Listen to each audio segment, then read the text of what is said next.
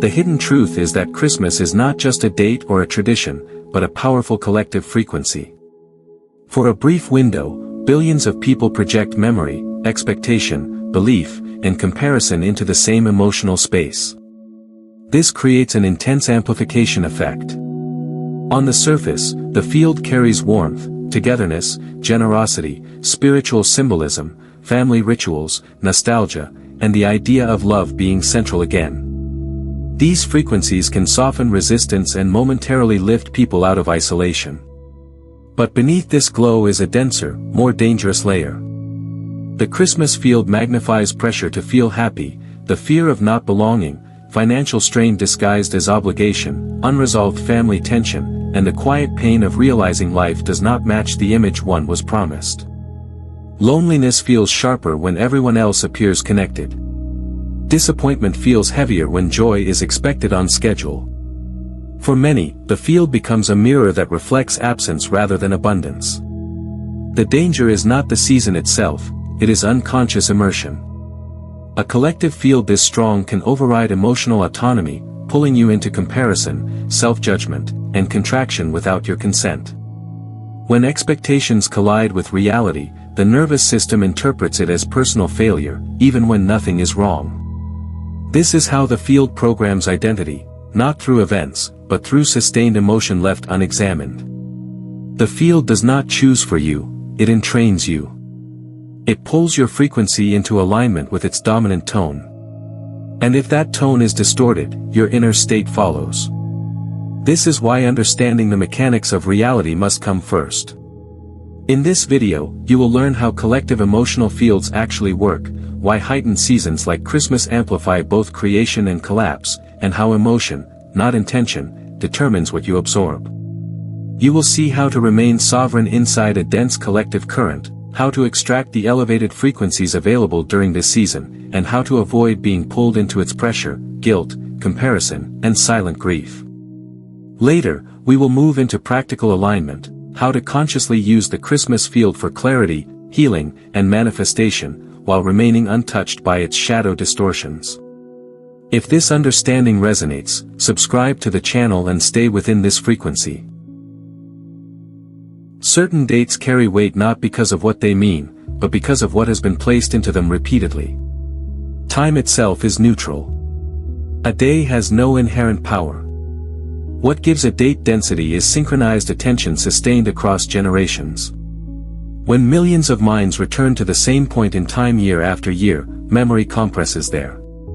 Expectation gathers there. Emotion settles there. Over time, this creates what can be felt as a temporal power node in the collective field.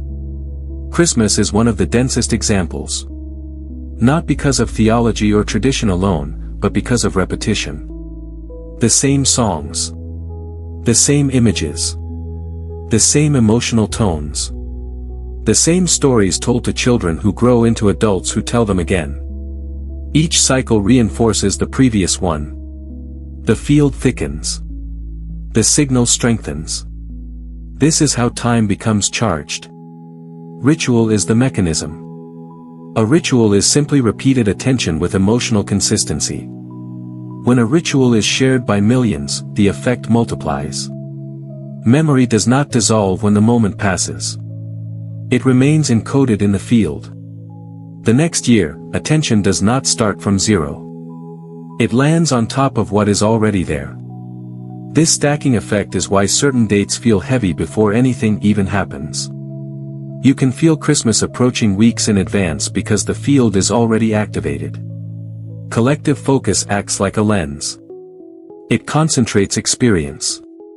It narrows the range of emotional neutrality. This is why ordinary days pass unnoticed, while charged dates feel intense even in stillness. The field is already vibrating. You step into motion, not emptiness. This does not require belief. It requires proximity. Just as standing near a fire warms you without consent, standing inside a charged temporal field affects you whether you participate consciously or not. Memory plays a critical role here. Memory is not stored only in the mind. It is stored in repetition. When a date is associated with emotion often enough, the body remembers before the mind does. Smells, sounds, light patterns, even weather cues activate stored responses. This is why emotion can arise without cause during certain seasons. The trigger is temporal, not personal. This is also why these dates amplify experience. They do not create emotion. They magnify it.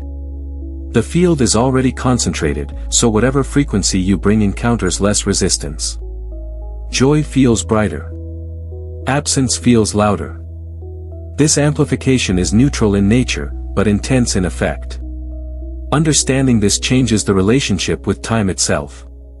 You stop treating dates as events and start recognizing them as pressure points in the field. If this recognition resonates, hit the like button now.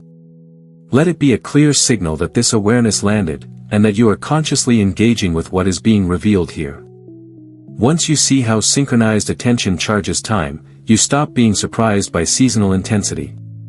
You realize nothing is wrong. You are standing inside accumulated focus. This awareness does not remove the field, but it restores orientation. And orientation is the difference between being carried and being conscious. Immersion into a collective emotional state rarely feels like a choice because it almost never arrives as a single moment. It happens gradually, through exposure, repetition, and normalization. The field does not announce itself. It seeps in. By the time emotion is felt, the system is already inside it. Media is one of the primary entry points. Images, music, advertisements, conversations, headlines, and seasonal messaging all carry emotional tone beneath their surface meaning. Long before a conscious opinion forms, the nervous system has already registered pressure, warmth, urgency, or lack. This is not persuasion. It is resonance. The body synchronizes before the mind evaluates. When the same emotional tone is encountered repeatedly across different sources, it begins to feel like reality rather than influence. Environment reinforces this further. Lighting changes. Spaces are decorated. Sounds shift. Schedules tighten. Even silence takes on a different quality. None of this is inherently negative, but it is cumulative. The system adapts to what surrounds it. When the environment carries a dominant emotional signal, neutrality becomes harder to maintain. You do not need to believe in the season to feel it. You only need to be present within it. Social scripts deepen immersion. There are expected responses, expected moods, expected narratives. People ask the same questions. They tell the same stories. They repeat the same phrases. Over time, these scripts train emotional response. When someone says, "This is supposed to be a joyful time," the nervous system hears instruction, not suggestion. Even resistance becomes participation. The script defines the emotional range that feels acceptable, and anything outside it begins to feel like personal failure. Repetition is what locks it in. One exposure does little. Repeated exposure creates familiarity. Familiarity creates normalization. Normalization creates identity alignment. Eventually, the emotion feels self-generated, even though it was externally reinforced. This is how the collective field becomes internal experience. The boundary between what is felt and where it came from dissolves. This process does not require trauma, weakness, or lack of awareness. It is a biological and energetic response to sustained input. Humans are coherence-seeking systems. When surrounded by a dominant frequency, the system naturally synchronizes to reduce friction. This is efficient, but it comes at the cost of autonomy when the process remains unconscious. What makes this especially potent during charged periods is density. The emotional signal is not isolated. It comes from all directions at once. Media echoes environment. Environment echoes conversation. Conversation echoes memory.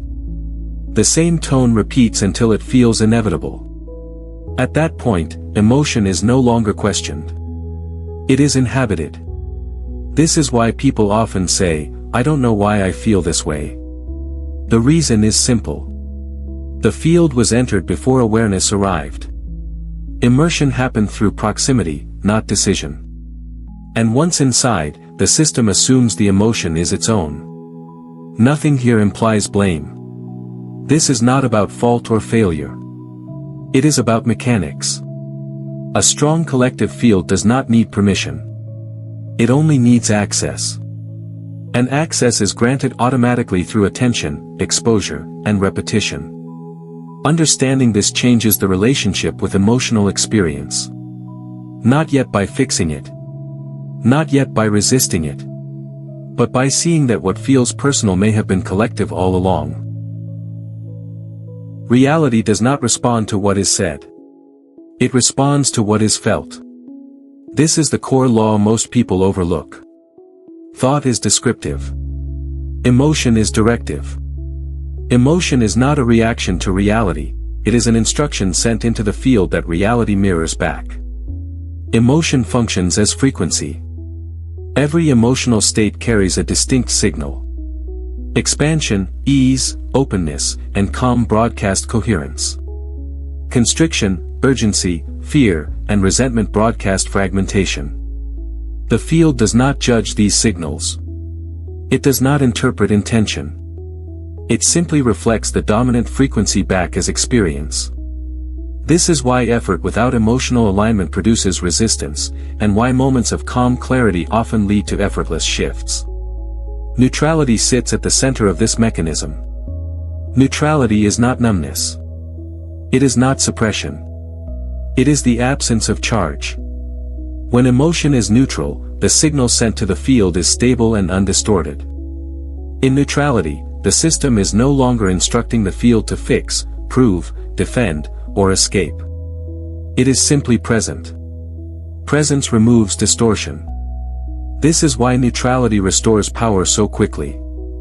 The field finally receives a clear signal. Charge, on the other hand, compresses attention. A charged emotional state narrows perception and locks identity into reaction. When charge is present, the field is instructed to reinforce the charge. Not because it wants to, but because it can only respond to what is being broadcast. This is why repeated emotional patterns seem to recreate themselves. The signal remains active until it changes. Importantly, the field does not distinguish between wanted and unwanted emotion. Excitement and anxiety are both high-frequency signals. Calm and apathy are both low-intensity signals. What matters is coherence. Coherence is when emotion, attention, and identity are aligned without contradiction. Incoherence is when one part of the system resists another. The field reflects coherence as flow. It reflects incoherence as friction. This is why emotional awareness matters more than emotional control. Control adds charge. It introduces tension. Awareness dissolves charge by allowing emotion to be seen without identity attachment. When emotion is observed rather than embodied, its signal weakens naturally.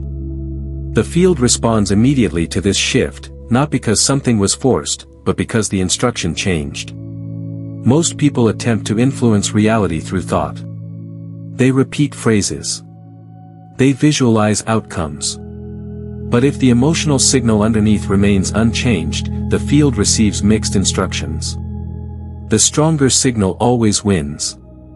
Emotion overrides thought every time. This is not a flaw in the system. It is the system working perfectly. Once this law is recognized, responsibility shifts inward without becoming heavy. You realize you are not responsible for controlling the world, only for noticing what you are broadcasting into it.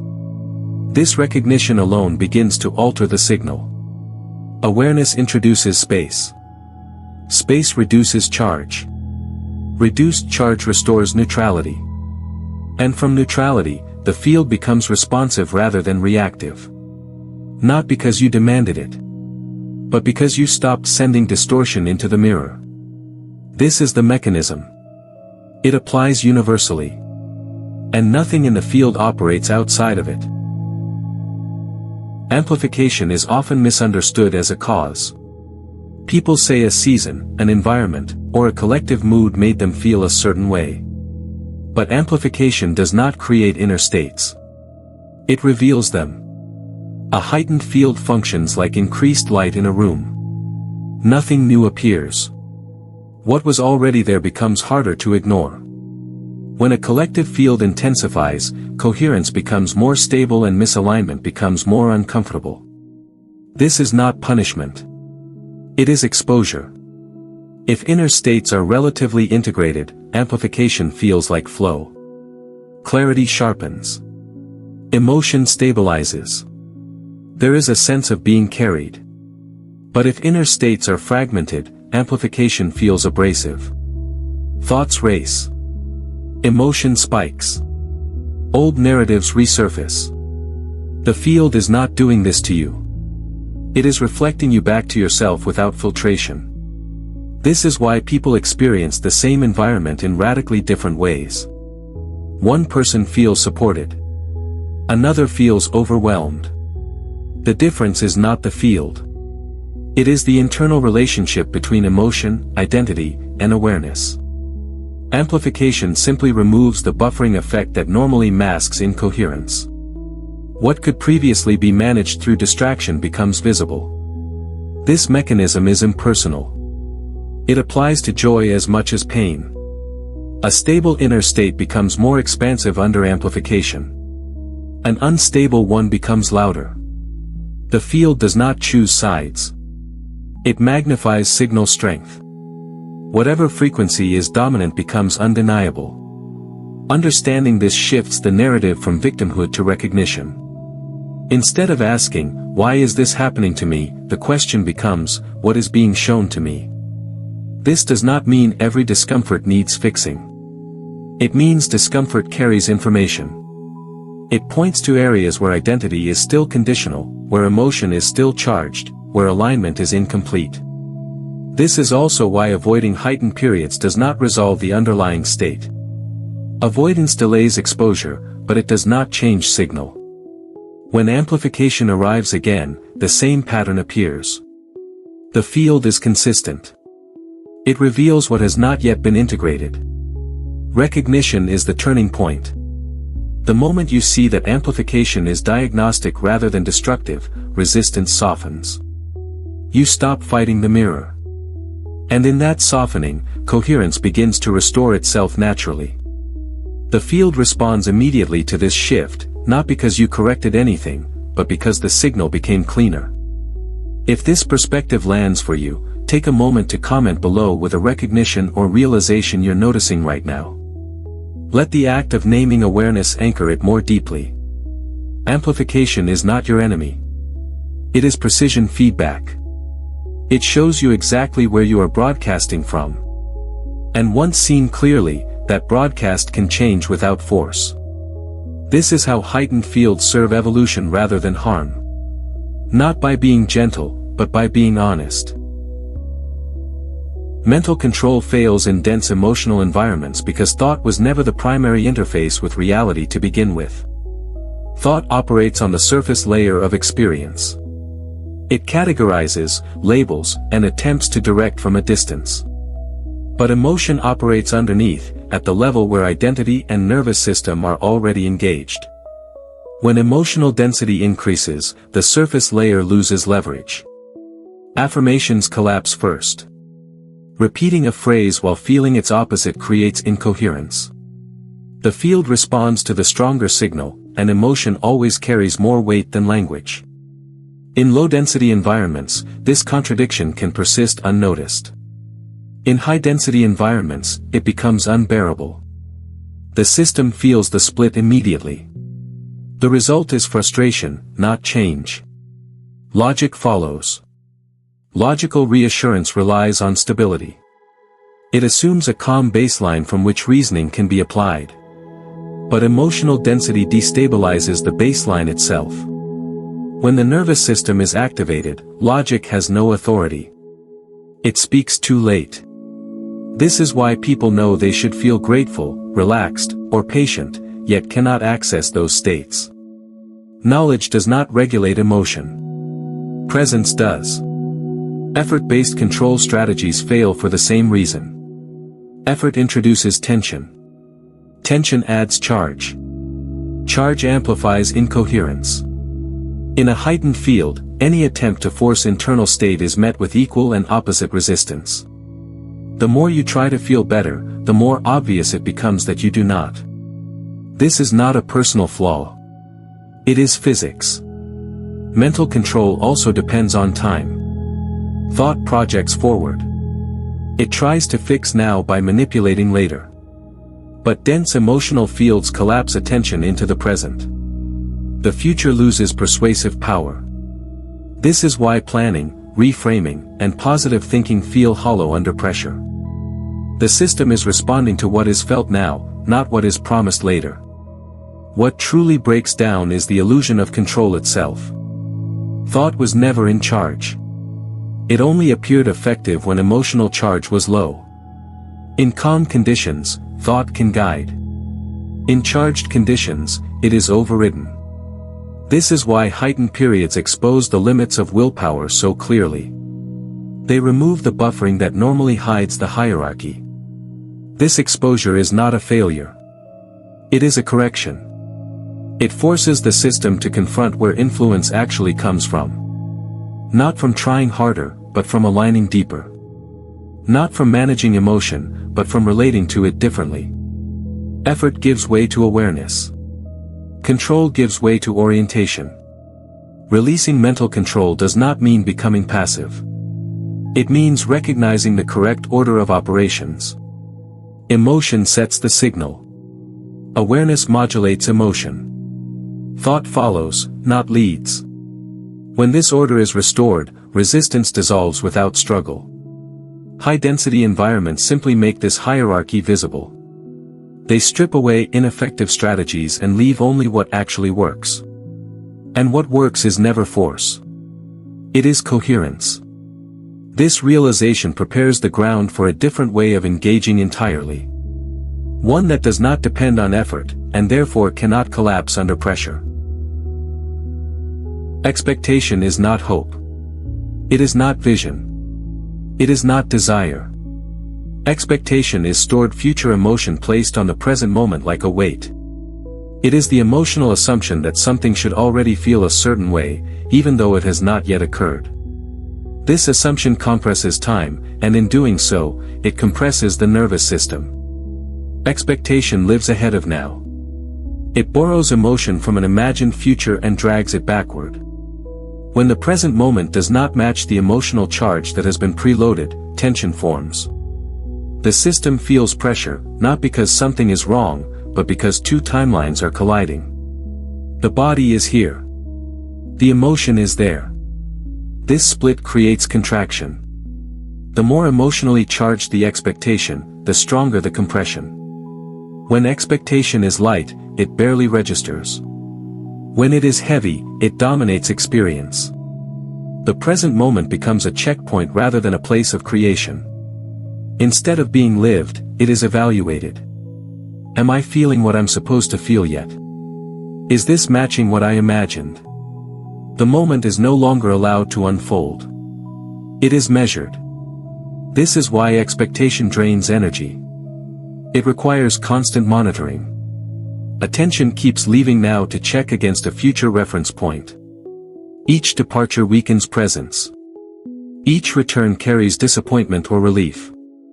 Over time, the system remains in a state of low-grade tension, even when nothing is happening. This tension is often misinterpreted as anxiety, sadness, or fatigue, but its root is temporal compression.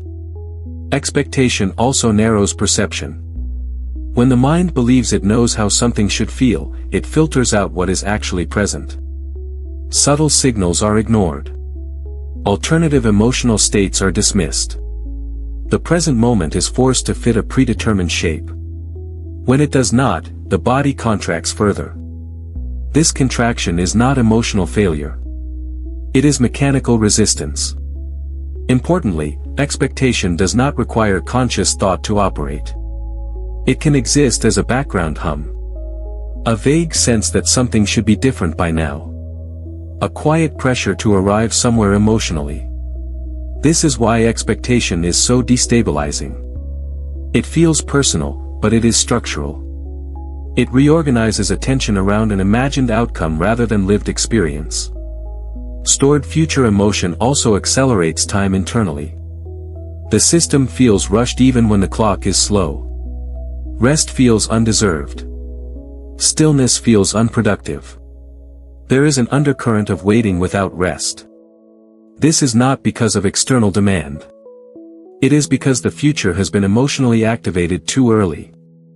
Expectation creates contraction because it removes permission. Permission to feel what is here. Permission to be where you are. The moment is no longer sufficient. It is a bridge to something else. And bridges are not meant to be inhabited. When expectation dominates, the present loses its creative capacity. Not because creation stops, but because attention is elsewhere. The field receives a fragmented signal. One part here. One part ahead. The result is tension without resolution. Seeing expectation clearly does not require changing it. It only requires recognizing it as future emotion masquerading as necessity. Once seen, its grip begins to loosen. Not through effort, but through understanding. Comparison intensifies when time feels symbolic. Certain moments do not stay in the present, they activate memory. When memory comes online, identity follows. This is why heightened seasons collapse timelines. The mind stops experiencing now as now and begins measuring it against what was, and what was supposed to be by now. Memory does not recall events neutrally. It recalls emotion. Past moments are filtered through meaning assigned afterward. Success is polished. Pain is softened or exaggerated. The present, however, is raw. When the present is placed next to curated memory, it almost always appears insufficient. This is not because the present is lacking, but because the comparison is distorted. Imagined life timelines emerge from this distortion. There is a subtle narrative of where one should be by a certain age, in a certain role, feeling a certain way. These timelines are rarely chosen consciously. They are absorbed through repetition, family expectation, culture, and inherited stories. When memory is activated collectively, these timelines rise to the surface automatically. Christmas intensifies this process because it acts as a checkpoint in the identity calendar. It is treated as a moment of evaluation. The year is measured. Progress is assessed. Belonging is weighed. The mind asks silent questions. Did I do enough? Am I where I thought I'd be? Does my life match the image I carry of myself? These questions are not asked intentionally. They arise as reflex.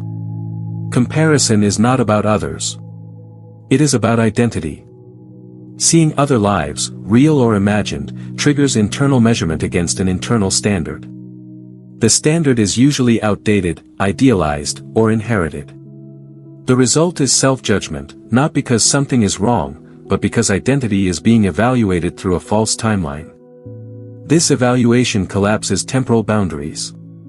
The past, present, and future blur into a single emotional charge. Regret, longing, and pressure coexist. The present moment loses clarity because it is no longer being experienced directly. It is being graded. This grading creates contraction. Attention tightens. Emotion becomes heavy. What makes this particularly destabilizing is that identity itself feels at stake. Comparison does not say you lack something. It implies you are something lacking. The judgment moves from circumstance to self. And once identity is questioned, stability dissolves quickly. This process feeds on memory. Every remembered milestone, every imagined alternative path, becomes evidence in an internal case against the present. The mind replays what could have been, overlays it onto what is, and concludes inadequacy. None of this requires external criticism. It is self-generated through timeline collapse. Understanding this does not remove memory or ambition. It reveals how easily identity becomes entangled in imagined temporal structures. When the present is forced to answer for an entire life narrative, it cannot succeed. It was never meant to. Comparison thrives when now is not enough on its own. And when timelines collapse, now is asked to carry the weight of past and future at once. The system contracts under that weight. Seeing this mechanism does not resolve it yet. But it exposes it. And exposure is the first interruption of a pattern that only survives when it feels invisible. Identity regression around family and tradition is not psychological weakness. It is pattern activation. Certain environments do not engage who you are now, they reawaken who you were when the pattern was formed. Family settings and long-held rituals are especially potent because identity was first shaped there. Early identity is relational. It forms in response to approval, correction, neglect, praise, and expectation. Roles emerge as survival strategies. The responsible one. The invisible one. The mediator. The rebel. These roles are not conscious choices. They are adaptive structures that once maintained belonging. Over time, they recede into the background, replaced by adult identity. But they do not disappear. They remain dormant, encoded in memory and nervous system response. When family members gather, the original relational field reactivates. Language patterns return. Tone returns. Subtle hierarchies reassert themselves. The body recognizes the environment before the mind does. Posture shifts. Voice changes. Emotional reactions feel disproportionate. This is not regression in time. It is regression in identity state. Tradition reinforces this effect. Rituals repeat the same structures that were present when identity first formed. Same locations. Same routines. Same symbolic roles. The field says, resume pattern. The system complies automatically. Awareness often arrives after the shift has already happened. People say, I don't know why I reacted like that. The answer is simple. An old self was activated. This activation bypasses conscious intention. You do not decide to feel smaller, defensive, or invisible. The identity state emerges because it is familiar to the field. Familiarity equals safety at the nervous system level, even when the role itself is limiting. The system chooses predictability over freedom when left unattended. What makes this particularly destabilizing is the contrast between internal maturity and external patterning. You may have grown, healed, and redefined yourself in other contexts. But when the old field comes online, that growth is temporarily inaccessible. Not lost. Inaccessible. The system defaults to the version of self that once worked here. Memory amplifies this effect. Not memory as story, but memory as sensation. Smells, sounds, objects, and gestures activate embodied recall. The body remembers how to be before the mind remembers who it is. This is why identity regression feels sudden and total. It is not thought-based. It is state-based. There is also a collective agreement embedded in families. Everyone unconsciously reinforces each other's roles. When one person shifts, the system experiences disruption. The field attempts to restore balance by pulling the person back into the familiar identity. This pull is subtle. A look. A comment. A joke. But it is effective. None of this means the regression is permanent. It means identity is contextual. Different fields activate different selves. Family and tradition activate some of the oldest layers. This is not failure. It is exposure. Seeing this clearly matters. Not to fix it yet. Not to correct anyone. But to understand that what feels personal is often structural. You are not suddenly becoming less evolved. You are standing inside a field that remembers you differently. And until that is recognized, the past will continue to speak through the present, not because it wants control, but because it was never fully released. Inner neutrality is not emotional shutdown. It is not distance. It is not avoidance. Neutrality is a stabilizing frequency that allows emotion to move without pulling identity along with it. It is the state where nothing needs to be resisted and nothing needs to be performed. In neutrality, the system remains open without becoming absorbent. Most people confuse neutrality with disengagement. They believe staying neutral means caring less or withdrawing from experience. In reality, neutrality is deeper contact without attachment. It is the ability to be present with sensation, conversation, and atmosphere without letting the collective field decide your internal state. This is why neutrality is power. It prevents entrainment without creating friction. Absorption happens when emotion hooks identity. A collective field carries charge. When that charge meets an unanchored system, synchronization occurs automatically. Neutrality interrupts this process by removing the hook. Emotion may still pass through, but it no longer has a surface to stick to. The system feels, but it does not fuse. This is not achieved by suppressing emotion. Suppression adds resistance, and resistance creates more charge. The field responds to resistance as engagement. Avoidance does the same. Turning away keeps the signal active. Neutrality works because it neither pushes nor pulls. It allows sensation without commentary. Without commentary, identity stays stable. Neutrality also differs from indifference. Indifference numbs perception. Neutrality sharpens it. In neutrality, awareness expands. You notice more, not less. You sense shifts in atmosphere without reacting to them. This sensitivity without reactivity is what keeps the system coherent in dense environments. The stabilizing effect of neutrality comes from alignment with the present moment. When attention rests here, without evaluating or projecting, the system stops sending contradictory signals. There is no demand placed on experience to change. This absence of demand removes internal tension. And where tension dissolves, coherence returns. Importantly, neutrality is established before engagement, not during collapse. It is an inner orientation chosen prior to exposure. When neutrality is already active, the field has less influence. When it is not, the field fills the gap. This is not moral. It is mechanical. Neutrality also restores choice. When emotion is charged, reactions feel inevitable. When neutrality is present, space opens. In that space, response becomes possible. The system is no longer hijacked by inherited emotion or collective tone. It remains sovereign without becoming isolated.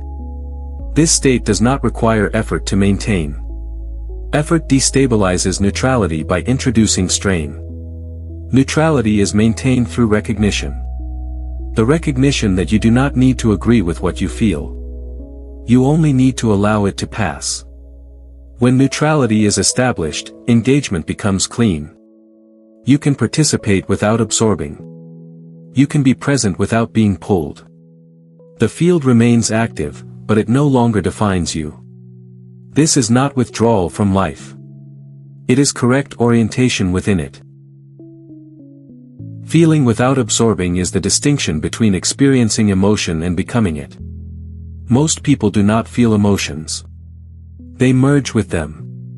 The moment a sensation arises, identity collapses into it and says, "This is me, this is happening to me, this defines me."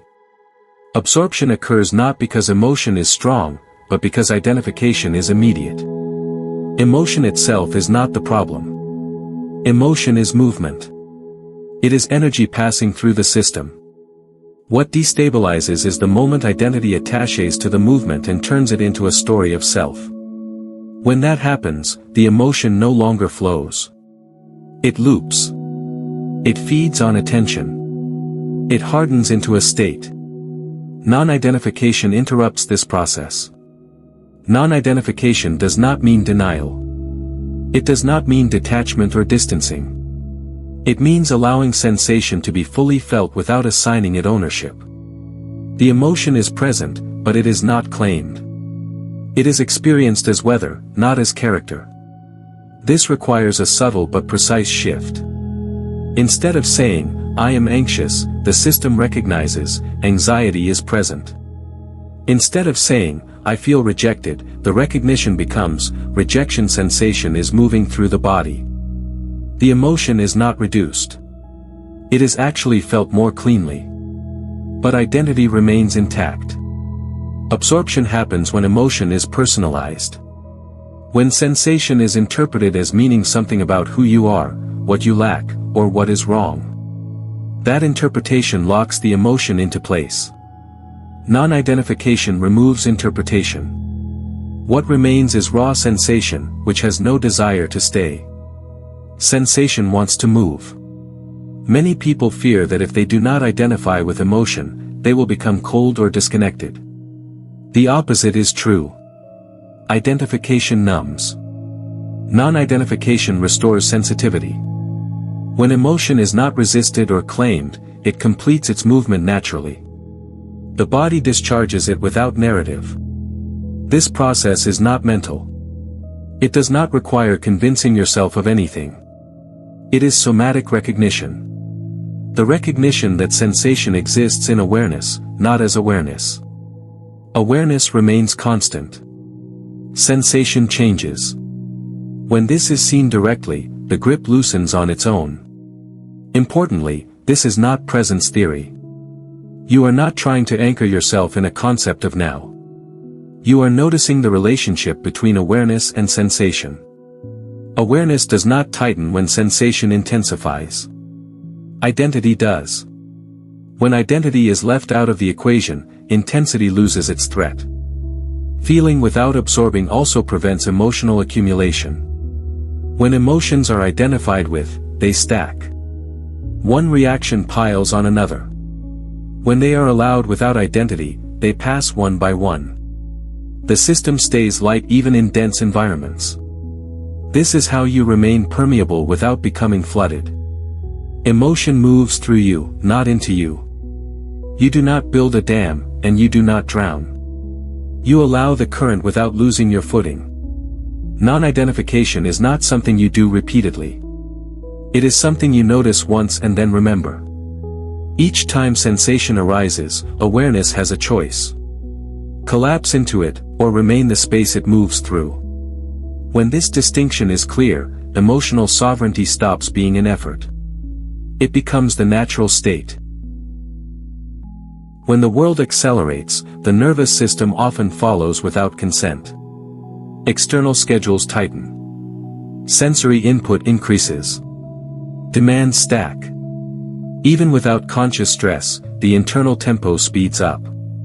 Thoughts arrive faster. Breath shortens. Stillness begins to feel unsafe. This is not because time itself is moving faster, but because internal rhythm has lost sovereignty. Internal time is the pace at which the nervous system processes experience. When internal time accelerates beyond capacity, presence fractures. Attention skips ahead.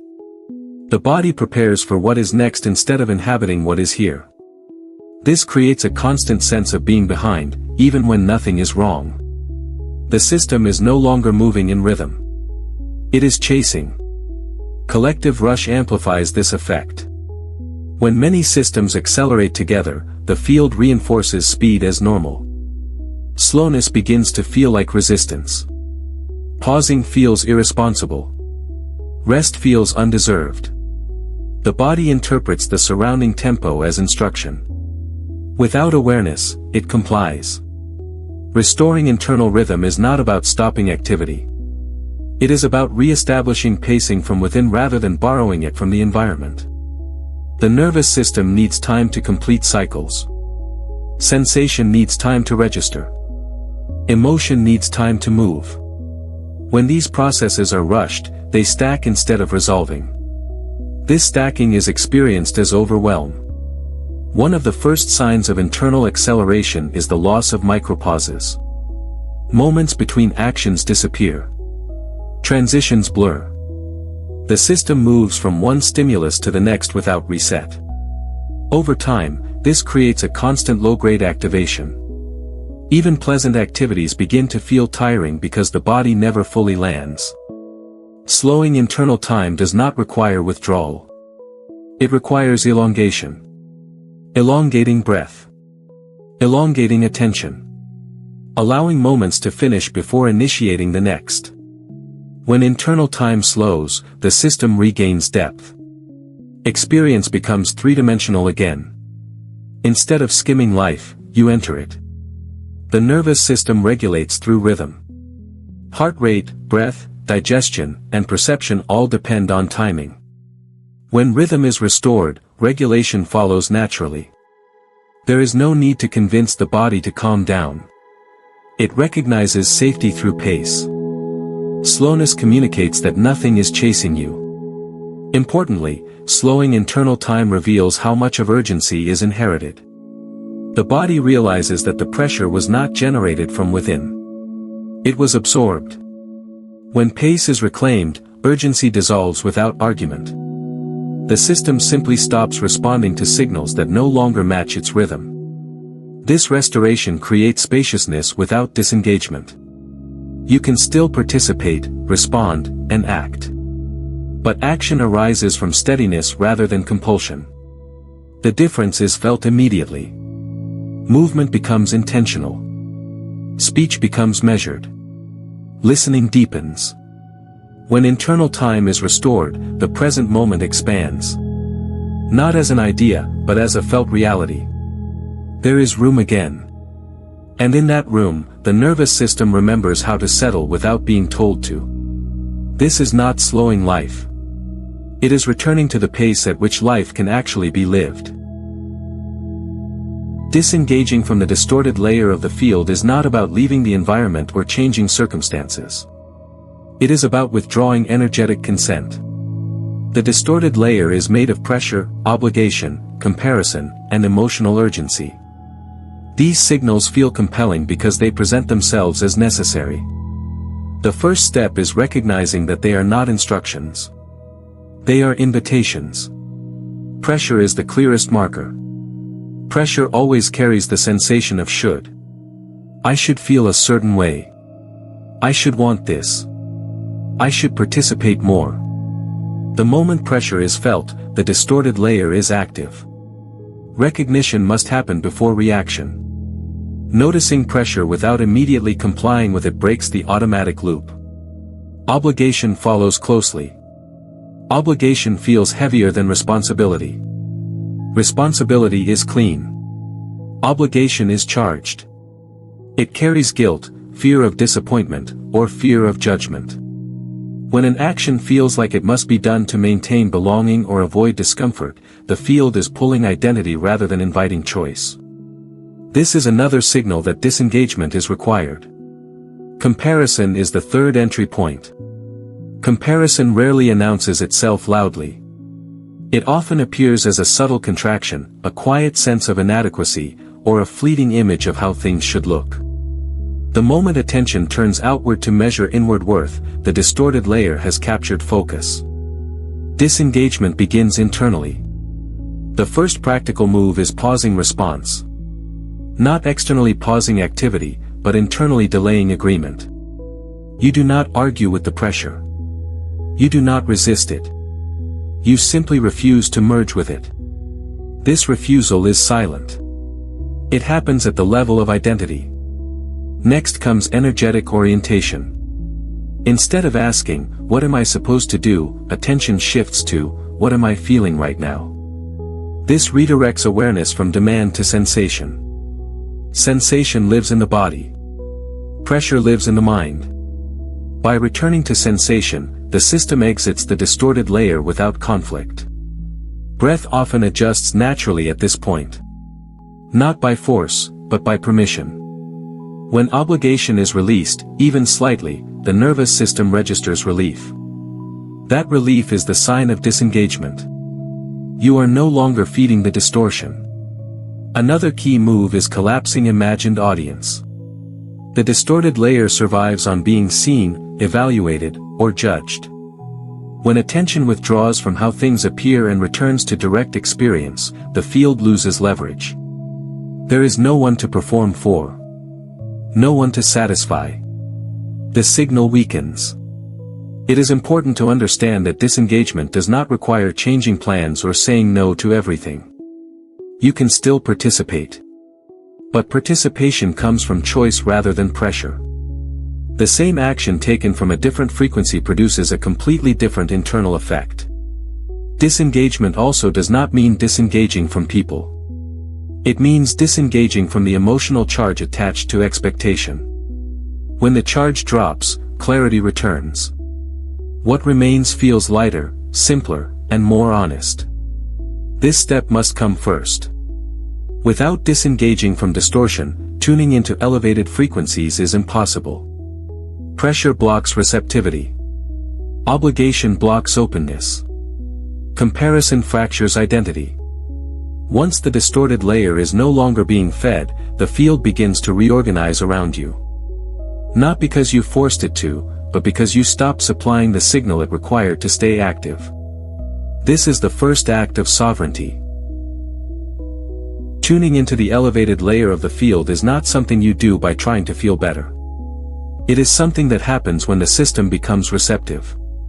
The elevated layer does not respond to effort. It responds to openness. Where pressure closes the system, receptivity opens it. This is the fundamental shift. Receptivity means allowing experience without agenda. It is the inner posture of letting something arrive rather than demanding that it does. When receptivity is present, the nervous system softens.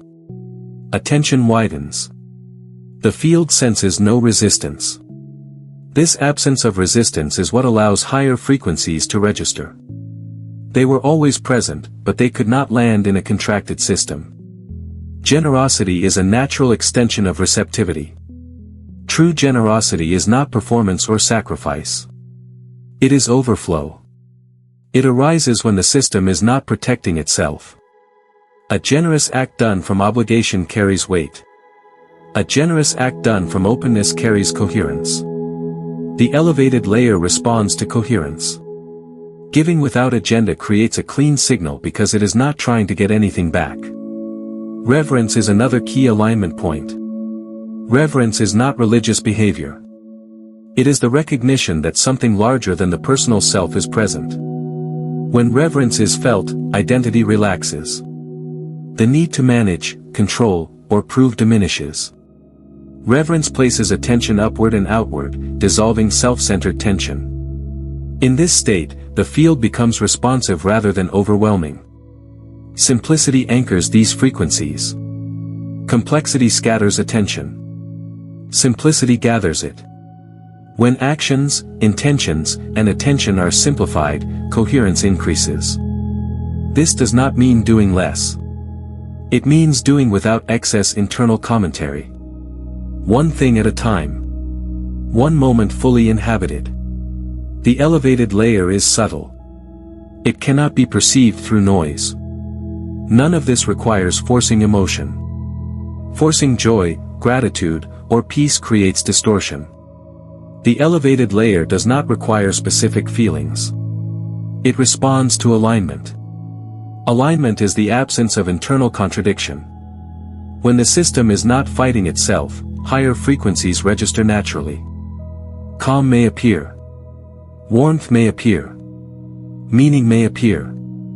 Or none of these may appear. Alignment still exists. The key is allowing the field to meet you rather than chasing it. When attention stops reaching forward, something meets it from behind. This is how elevated states arrive. Not through pursuit, but through availability. Importantly, tuning into the elevated layer does not mean denying the lower one. Both exist simultaneously. You are not choosing a side. You are choosing where to place attention. Attention feeds frequency. Frequency determines experience. Receptivity opens the channel. Generosity stabilizes it. Reverence elevates it. Simplicity maintains it. Together, these create a coherent signal the elevated layer can respond to. Nothing is demanded. Nothing is resisted. When this alignment is present, participation feels different. The same environment carries less weight. Moments feel fuller without being dramatic. There is a sense of quiet connection that does not need explanation. This is how the elevated layer is accessed. Not by effort, but by alignment. And alignment is always available when the system stops trying to manufacture a state and allows itself to receive. Locking identity during amplification is not about deciding who you want to be. It is about recognizing who you already are when coherence is present and allowing that recognition to settle into the body. Amplified fields accelerate stabilization. Whatever is recognized clearly during these periods tends to solidify faster. This is why awareness matters more than intention. Identity does not lock through repetition of ideas. It locks through embodiment. Embodiment happens when recognition is felt as truth rather than thought. In moments of heightened coherence, the system briefly experiences itself without internal contradiction. There is a sense of clarity, ease, or alignment that does not need explanation. That state is not created. It is revealed. The mistake most people make is trying to capture that state through language. They tell themselves what it means. They describe it. They plan from it. This pulls identity back into the mind and breaks embodiment. Locking identity requires staying with the felt recognition rather than translating it into concepts. Recognition is simple. It sounds like this is who I am when nothing is being forced. This is how I move when I am not defending or proving. This is how it feels to be coherent. The system does not argue with this recognition because it is experiential. It is known in the body, not debated in the mind. During amplified periods, the field mirrors recognition rapidly. When you recognize yourself as grounded, clarity stabilizes. When you recognize yourself as sufficient, lack loses momentum. When you recognize yourself as present, urgency dissolves. These shifts are not outcomes. They are identity recalibrations. The field responds by reorganizing circumstances to match the stabilized signal. Embodiment is what completes this process. Embodiment means allowing the recognition to influence posture, breath, pace, and tone. Not intentionally, but naturally. When identity shifts, behavior follows without effort. You move differently. You speak differently. You choose differently. These changes are subtle but consistent. Consistency is what locks identity. Avoiding goal setting here is essential. Goals pull identity into the future. Locking identity anchors it in now. The field does not respond to who you want to become. It responds to who you are being. Recognition collapses becoming into being. This is why it is powerful. Affirmations also fail at this stage because they introduce doubt. Repeating something implies it is not yet true. Recognition does not repeat. It acknowledges. Once acknowledged, it rests. Heightened collective coherence supports this locking because resistance is reduced. The field is more responsive. Feedback is faster. This is not the time to push. It is the time to notice. What feels natural now? What feels unnecessary? What feels complete? Identity locks when it is no longer questioned. Not because questions are suppressed, but because the system no longer needs answers. It knows how to orient itself. It has felt coherence and recognized it as home. When this happens, manifestation is not pursued. It unfolds. The field aligns around the stabilized identity without instruction. Circumstances shift quietly. Opportunities appear without force. What once required effort now feels obvious. This is the final step. Not claiming a new self, but recognizing the one that was already waiting for permission to remain. Up until now, everything described has occurred within experience. Emotions rise and fall. Identities shift and stabilize. Fields amplify and recede. But there is something that has remained unchanged through all of it. Something that has been present before emotion, before identity, before any collective influence was felt. That is what you are. You are not inside the field. The field appears inside you. Not as a thought, but as a lived reality. Emotions move through awareness. Sensations arise in awareness. Identity states come and go within awareness. Awareness itself does not move. It does not accelerate. It does not contract. It is the space in which all movement happens. This shift in perspective is subtle but decisive. Most people experience themselves as a person inside a world, navigating forces larger than them. From this position, collective fields feel overwhelming. Emotions feel personal. Identity feels fragile. But when awareness recognizes itself as primary, the hierarchy reverses.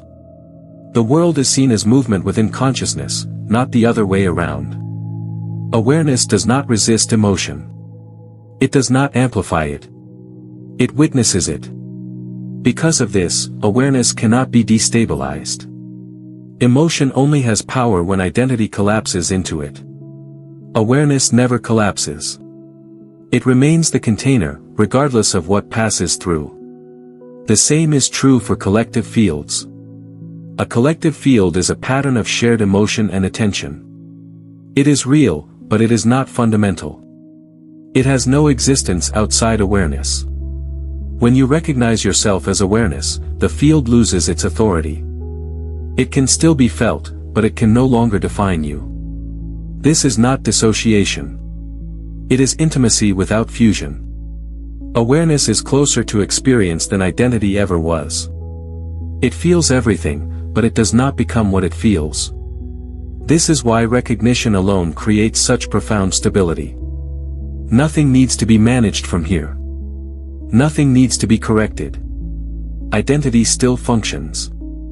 You still act, speak, and choose. But identity becomes a tool rather than a prison. It arises when needed and dissolves when not. You are no longer trapped inside it. You are the context it appears in. From this position, the mechanics described earlier make sense intuitively. Emotion influences reality because it is a modulation within awareness. Collective fields influence individuals because awareness temporarily forgets itself and identifies locally. When awareness remembers itself, influence collapses without conflict. This remembering is not dramatic. It is quiet. It does not announce itself with emotion or insight. It feels ordinary, almost too simple. Of course, experience is appearing in awareness. What else could it be appearing in? Yet this simplicity changes everything. The need to protect dissolves. The need to perform dissolves. Even the need to stabilize identity softens. Awareness does not need stability. It is stable by nature. When this is seen, participation becomes effortless. You move through collective environments without bracing. You feel emotion without drowning. You engage without being pulled. Not because you are stronger, but because you are no longer misidentified. The field still moves. The season still unfolds. Emotion still rises and falls. But it all happens in front of you, not as you. And from here, nothing needs to be controlled. Because what you are was never at risk. Collective influence depends on one condition above all others: unconscious participation. The moment a mechanism is seen clearly, it loses its ability to operate in the dark. This is not because recognition fights influence, but because influence requires misidentification to function. When the mechanism is recognized, the point of entry disappears. Influence works by merging identity with signal. Emotion arises, attention contracts, and identity assumes ownership. From there, the field directs behavior effortlessly. But recognition interrupts this sequence at the exact point where it gains traction.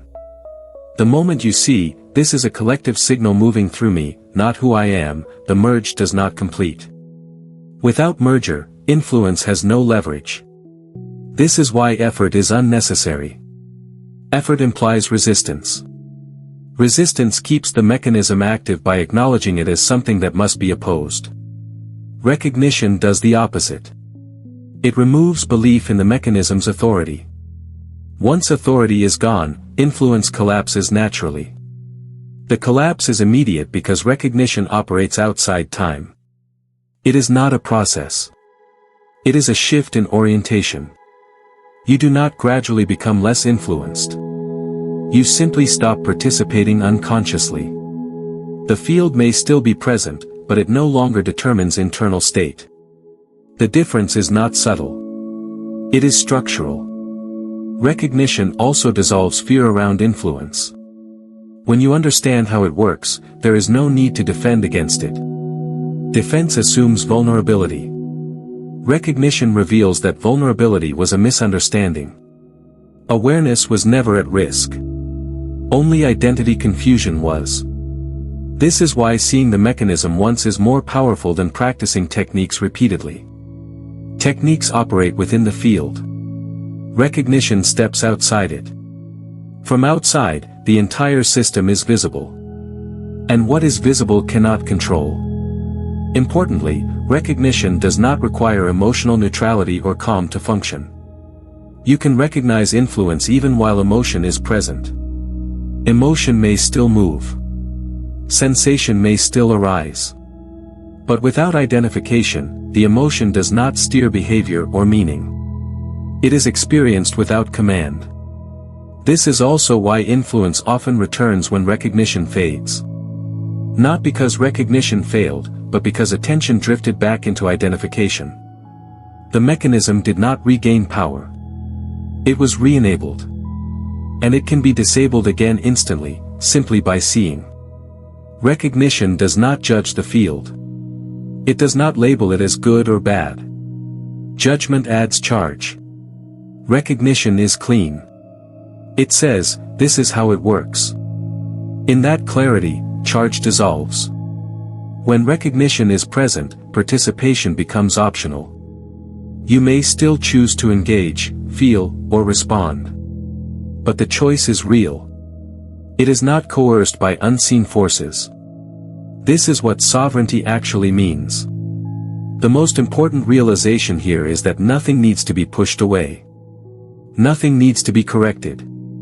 The system does not need to be fixed. It only needs to be seen. And once it is seen, influence ends where it began. At the point where awareness forgot itself. Recognition restores that memory instantly. What has been revealed here does not belong to Christmas alone. Christmas is simply a visible example because its field is dense and familiar. But collective fields exist everywhere. Politics, culture, work environments, social media, family systems, even cities all carry emotional currents that influence behavior, identity, and perception. Once you understand one, you understand them all. The mistake is thinking the influence ends when the season does. It does not. Only the form changes. The same mechanics operate year-round. Attention synchronizes. Emotion accumulates. Identity entrains. The difference is that outside of obvious seasons, the influence is quieter and therefore easier to miss. What you have learned here gives you the ability to move through all of it with clarity. Using collective fields consciously begins with recognition. You no longer ask whether a field is good or bad. You ask whether you are identified or aware. Fields are neutral amplifiers. They magnify what is already active within you. When awareness leads, amplification works in your favor. When identity leads unconsciously, amplification distorts. This understanding restores choice. You can enter collective spaces without bracing. You can feel emotion without drowning. You can participate without losing yourself. You are no longer trying to escape influence. You are orienting correctly within it. The most important shift is this: you stop seeing yourself as a small individual navigating massive forces. You recognize yourself as consciousness encountering movement. From that position, influence becomes information instead of authority. Emotion becomes guidance instead of command. Identity becomes flexible instead of fixed. This is how mastery expresses itself. Not as control, but as coherence. Not as effort, but as recognition. Not as withdrawal from the world, but as precise participation within it. Every collective moment becomes a training ground. Every dense environment becomes an opportunity to notice alignment or misalignment. Nothing is wasted. Nothing is accidental. Even discomfort becomes useful once it is seen clearly. As you move forward, remember this: you do not need to protect yourself from collective fields. You need to remember what you are while moving through them. Awareness does not need defense. It only needs recognition. If this understanding resonates, subscribe to the channel to stay connected to this frequency. And share this with someone who needs to hear it.